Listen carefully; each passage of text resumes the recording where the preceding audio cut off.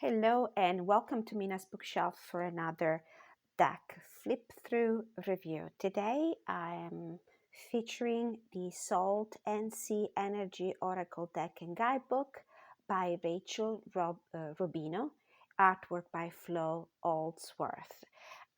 This is a second edition of a deck that was published, I believe, between 2020 and 2021.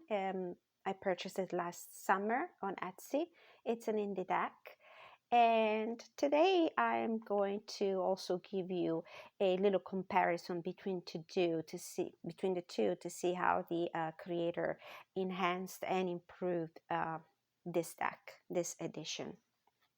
So let's read it from the back. The Salt+Sea Energy 50 card Oracle deck and guidebook embodies the energy of the ocean and features various topics, including sea creatures, pirate memorabilia, maritime references, and other seaside treasures. Each card within this Oracle deck has a unique soul lesson to teach, guiding you towards peace, purpose, and clarity. It's a beautiful, ethereal deck. I love the oceanic theme of it, and I think it's a perfect fit for the summer season. It's in fact a deck that I'm including in my summer rotation, and I'm gonna have a separate video for that to show you my combination of tarot and oracle decks for the summer. So it comes in a beautiful hard box, two-part hard box with thumb cutouts. There's a quote inside: "The sea cures all ailments of man," by Plato, Latin philosopher. And the deck has a guidebook. Let's see how many pages, about 116 pages guidebook. We'll take a look at that. And the cards, 50 cards, are printed on a beautiful matte and smooth, quite sturdy cardstock. These are the beautiful backs. The edges are not gilded, but it would have been a great idea to edge this in a beautiful aqua blue kind of matte finished gilding. Maybe something I can work on. And let's take a look. We're starting from the front.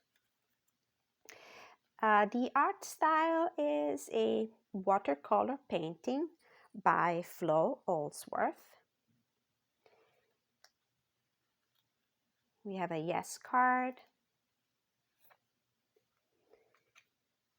a no card with a seahorse. We have abalone shell. So we have the image and a little blurb here under the keywords. Healing from the inside out. It's beautiful. Anchor, have faith, choose optimism. Blue lobster, you're one in a million, embrace your rarity. Clam, open up, it's okay to feel vulnerable. Compass, divine guidance. Conch shell, message from beyond, communication.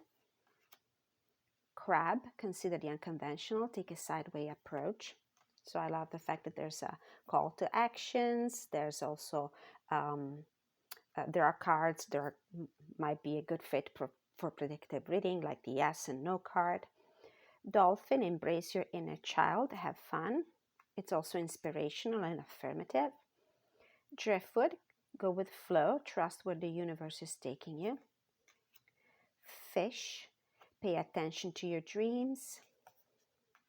Flamingo, find balance, practice moderation. Helm, take charge, responsibility and leadership. Hermit crab, resourcefulness, adaptability. As you can see, the artist behind the creation of this deck used a limited palette of colors, and this is something that a point that I will bring up when I compare it with the first edition and see how the two differ.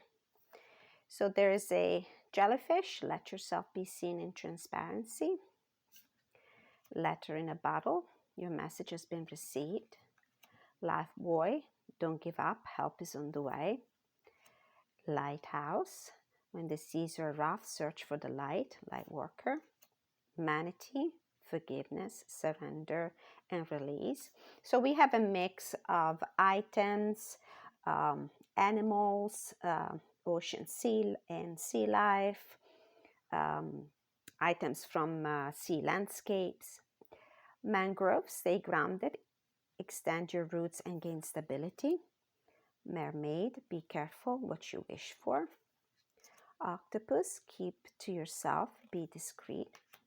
Palm tree, bringing ideas to life, magical creation.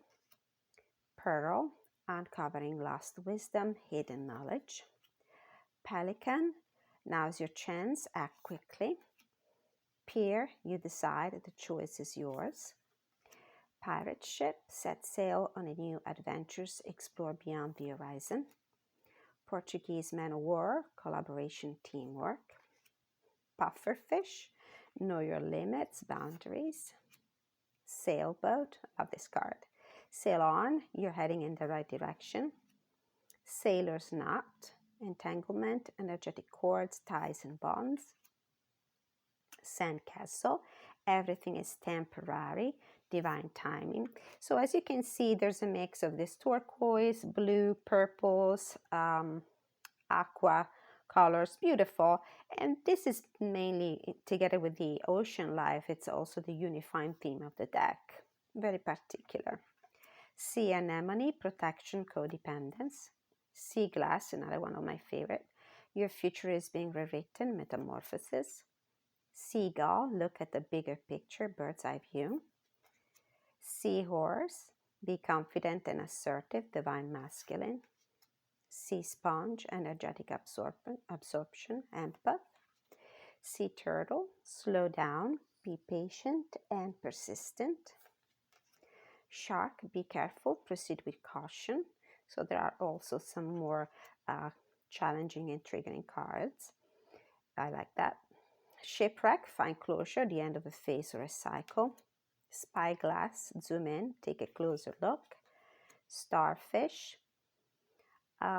trust your instinct, follow your intuition. I'm trying to take a look at the camera and at the actual deck at the same time to see if the camera is picking the colors in a truthful way. And I have to say the colors are more, they're deeper, more intense. They look darker in real life. The camera tends to brighten them up. Actually, the opposite. They're brighter in real life. Stingray, be aware of your surrounding, mindfulness. The camera washes them off and it picks up on the contrast rather than on the depth of the color. Submarine, diving deep, unraveling the subconscious. Treasure chest, success, reaping the rewards. You're almost there, don't lose focus. And whale, your voice matters, speak your truth. I like this deck. I think it can be used mostly for predictive reading, as a clarifier for your tarot spreads. And now let's take a look at the guidebook. Let's see what the intention of the creator is. First of all, let's take a look at who the Rachel Robino and Flo Holdsworth are. Rachel Robino is a metaphysical author from the United States. She's a spiritual teacher and Reiki practitioner whose infinite love for the ocean inspired this deck. Rachel uses her background, knowledge in spiritual and medicinal practices to help others achieve peace and well-being. Flo Holdsworth is an accomplished young artist from Carnforth, England. She has a wide following on TikTok and Instagram, where her broad artistic talents are recognized by many. And you can find this deck at www.salt+Sea Energy.com.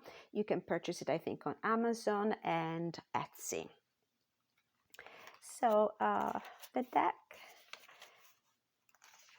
has an author's note, introduction.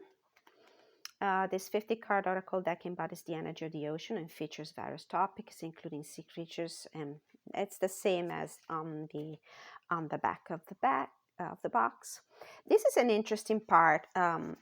It offers a terminology. It's like a glossary. There are expressions that light workers, mystical readers usually adopt in their practice. You might have heard words like unseen energy, universe, higher self. So this is nice of the author to provide a little paragraph for each of them to explain exactly what is the meaning behind these words. So this oracle deck is not affiliated with a particular religion. The following terms are used throughout the guidebook to describe general concepts. And then interpreting the cards, using the cards a step-by-step guide, how to prepare your space, how to prepare yourself, how to prepare your cards, how to ask questions. There are a few examples of questions to ask. What should I be mindful of this week, month, year? What is my higher purpose? What is a message that I need to hear today? I don't think there are any suggestions for spreads. In fact, it simply suggests to spread out all of the cards and pull the ones you feel most drawn to, up to how many you feel like, or you got it from your higher self or from spirit to pull, and then just refer to the card meanings. There are no spreads, and then we have the meanings of each of the cards. So we have a thumbnail, black and white picture of the card. We have the main keyword and then a little blurb. And I would say 3 paragraphs to explain the meaning of the cards. And then we have about the author and about the artist, and that is pretty much it. Now, the main difference between the first and the second edition is primarily the packaging, the way the deck is presented. Now, we have this sturdy 2-part box with thumbs cut out. And this is the first edition. It's beautiful. I have to say, with these silver foiling here, I love the colors. The main difference is that this box locks the thumbs cut out, and I remember it was really tough for me to open it, and I did a mistake to close the box without the deck inside. And this is why I use this device to easily open the box. And the other main difference between the 2 editions is that the first edition didn't come with a guidebook. I have to say that this deck, the meanings, the pictures in this deck are so direct that not necessarily need a reference, a book to refer to. I mean, it's a great plus, don't get me wrong, but I've been able to use this deck also without the guidebook. It's a very straightforward clarifier. The other main difference is that the first edition had only 42 cards versus the 50 cards in the new edition, and artwork-wise, it was a mix of watercolor and pictures. And even the watercolors features more, they're not kind of monotone. They do not have that unifying look of purples, greens, and blues. They have more, they offer more in terms of color. And I have to say, I find this version to be a little more dynamic because of the lack of a unifying look as far as the artwork is concerned. And I didn't mind it. I actually liked it. The cards are, I would say, for a good 70% different. There's only a few of them, like the island, the lighthouse. They are the same in the first and the second edition. Most of the others, I think, are different. So my intention is to keep both decks. I'm not going to get rid of the first edition, and I'm going to mix them. I'm going to use them together, put them together in a humongous deck. I would like to, you know, keep the first edition, keep using it, and why not? Why not together with the second edition? There would be a higher variety of items, of meanings, of divinatory possibilities, so to speak. And even if the artwork will not be exactly cohesive, I don't mind it. I actually like a little bit of diversity and dynamism. And so I'm going to keep them both and work with both of them together. It's going to be a little tough to shuffle them probably, but I'll find a way. I'm actually in love with the first edition. It's very dear to me. I'm now going to get rid of it. Now, just to complete this flip through review, I'm going to pull a card for all of us from this one to show you how the guidebook reads. Okay, so how about what news is the summer solstice bringing? What major developments? What's new about the upcoming summer season? What do we need to be aware of? What is the energy we'll need to cope with? Spirit guides from the pure white light. Ancestors who love us and want the highest good of all, Mother Nature and animal totem. I shuffle as well, hand over hand. I like to shuffle the oracle decks this way as well.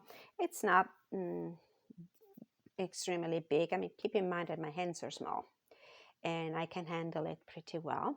And I love the tactile feel of these cards. They're very pleasant to the touch. You can also riffle shuffle. Okay, so let's see for the summer solstice, what's coming our way.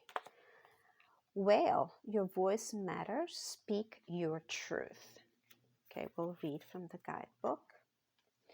I think this is the last card in the deck. Whales communicate with each other using high-frequency songs, clicks, and whistles.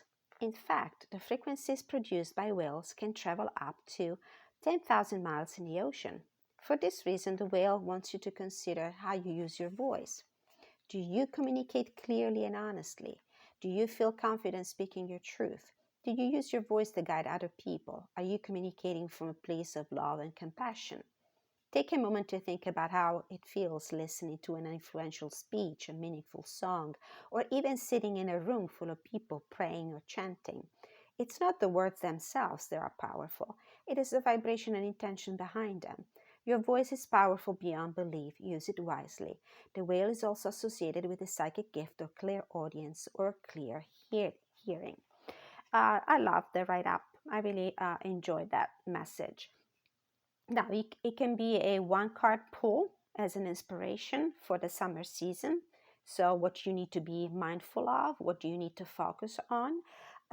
If you use it as a clarifier for a spread, depending on the tarot cards that you pull, this might be like a catalyst for the reading, letting you know that whichever situation you're going through, it's important for you to use your voice to clear your throat chakra, to make sure that your intentions, your wills, your needs, your wishes and desires are heard too. So don't be afraid to use self-expressions to achieve your goals during the summer season.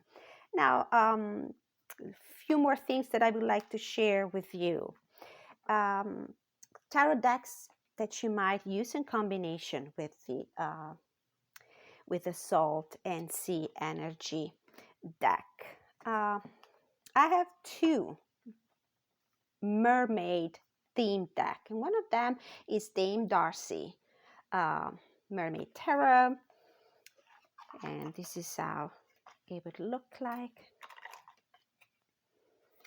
in combination with that.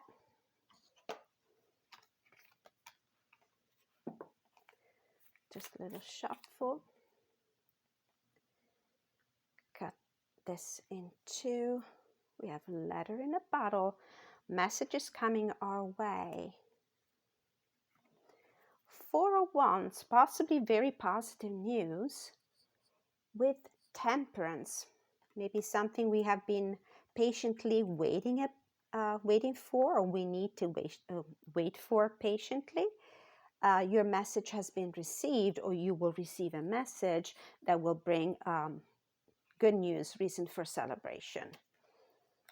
And then Portuguese man of war, collaboration, teamwork between the Three of Wands and the Queen of Wands. So it might be news relating to some activities, hobbies, interests, work, things that you have worked for and you're waiting results for. So that was the Dame Darcy tarot deck. Another deck is the Mermaid Tarot by Leeza Robertson that I have in a cloth that comes in one of those Llewellyn big boxes. Okay, and this beautiful artwork. I love this deck and how expressive it is when it comes to emotions.